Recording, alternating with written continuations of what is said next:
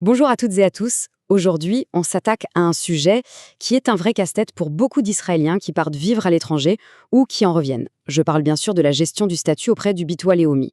C'est un dossier qui, s'il est mal géré, peut vite tourner au cauchemar financier. Mais, bonne nouvelle, avec un peu de planification, on peut vraiment s'assurer une grande tranquillité d'esprit. Alors, la première question à se poser est directe.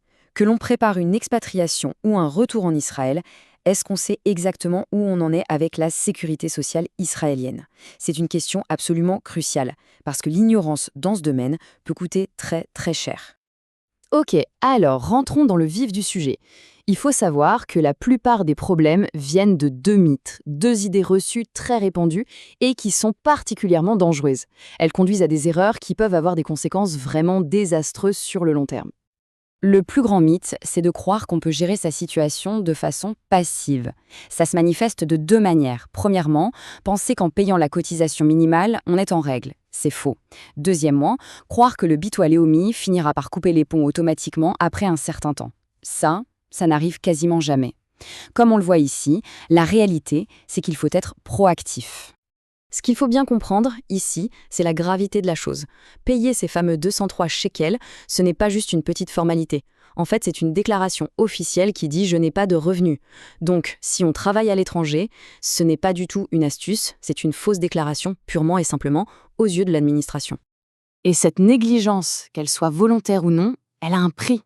Et attention, un prix qui peut devenir exorbitant et qui va bien au-delà d'un simple rappel de cotisation. Les conséquences peuvent vraiment s'accumuler. Le Bitoa Leumi peut non seulement refuser de futures allocations, mais il peut aussi lancer une enquête rétroactive et là, réclamer des années de cotisation impayées, calculées sur les revenus réels, bien sûr, avec en plus des pénalités et des intérêts de retard. Sans même parler du risque de double imposition ou de la perte des avantages fiscaux quand on rentre en Israël. Les dettes peuvent vite atteindre des sommes astronomiques. On parle de dizaines, voire de plus de 100 000 shekels dans certains cas. C'est une somme qui peut sérieusement compromettre tout un projet de vie. Et voilà un point crucial, souvent très mal compris. Pour l'impôt sur le revenu, il existe pas mal de conventions pour éviter la double imposition. Mais pour les cotisations sociales, ce mécanisme n'existe presque pas. On risque donc de se retrouver à payer des charges sociales dans son pays de résidence et en Israël, sans aucune forme de compensation. Bon, alors, face à ce tableau un peu sombre, qu'est-ce qu'on fait ? Heureusement, il existe des solutions claires. En fait, tout se résume à un choix stratégique, une décision à prendre en fonction de son projet de vie. Voilà les deux stratégies mises face à face. D'un côté, on a le maintien de la résidence. C'est une option qui peut être coûteuse, mais qui est sécurisante pour un projet à court terme. De l'autre, on a la rupture officielle, une coupure nette, adaptée à une installation durable à l'étranger. Analysons ça un peu plus en détail. La première stratégie, c'est pour ceux qui partent pour une durée limitée ou qui ont un besoin impératif de garder leur couverture santé en Israël, par exemple. Et ça implique une transparence totale sur tous les revenus, peu importe où ils sont générés dans le monde. Et cette transparence, elle a un coût. Comme le montre très bien ce graphique, la cotisation peut grimper jusqu'à 12% des revenus. Elle se répartit entre l'assurance maladie et l'assurance nationale, avec un plafond, bien sûr. C'est un budget, c'est certain, mais c'est ce qui garantit la continuité des droits. La deuxième stratégie, la rupture de résidence, qu'on appelle Nituk Toshavut, c'est vraiment la démarche la plus saine, si le projet est de transférer son centre de vie à l'étranger, et ce, pour de bon.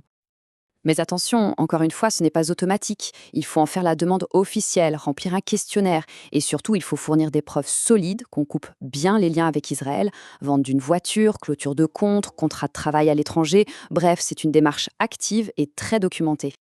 Maintenant, ajoutons une couche de complexité qui est absolument essentielle à comprendre, le rôle des conventions internationales de sécurité sociale.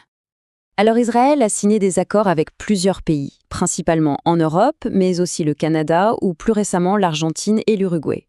L'objectif de ces conventions, c'est d'éviter de se retrouver à payer des cotisations sociales dans les deux pays en même temps. Et voici le point d'alerte majeur. Il faut bien regarder cette liste. Les États-Unis, le Portugal, l'Espagne, des destinations très populaires pour les expatriés, mais avec lesquelles il n'y a pas de convention. Si l'on maintient sa résidence israélienne en vivant là-bas, le risque de devoir payer des charges sociales dans les deux pays est donc bien réel et même très élevé. Et un autre détail crucial, même quand il y a une convention, en général, elle ne couvre pas l'assurance maladie. Qu'est-ce que ça veut dire? Ça veut dire qu'il faudra presque toujours continuer à payer les 5% de cotisation santé en Israël, en plus des charges qu'on paye déjà dans le pays d'accueil. Alors, qu'est-ce qu'on doit retenir de tout ça? Que la gestion de son statut Bitoua Leumi, ce n'est pas une simple formalité administrative. Non, c'est un véritable acte de planification stratégique. Cette phrase résume parfaitement l'enjeu. Chaque choix a un impact direct sur les finances, sur la protection sociale et au final sur sa sérénité personnelle. Le message clé, c'est donc l'anticipation. Agir de manière proactive, que ce soit en déclarant ses revenus en toute transparence ou en engageant une rupture de résidence en bonne et due forme, c'est vraiment la seule façon de maîtriser la situation, d'éviter les très mauvaises surprises et de faire d'importantes économies. On va terminer avec cette question qui mérite réflexion. Est-ce que les bonnes décisions ont été prises pour sécuriser son avenir à l'international? La réponse est évidemment personnelle, mais j'espère que cette analyse aura donné les clés pour y voir plus clair. Merci beaucoup de m'avoir suivi.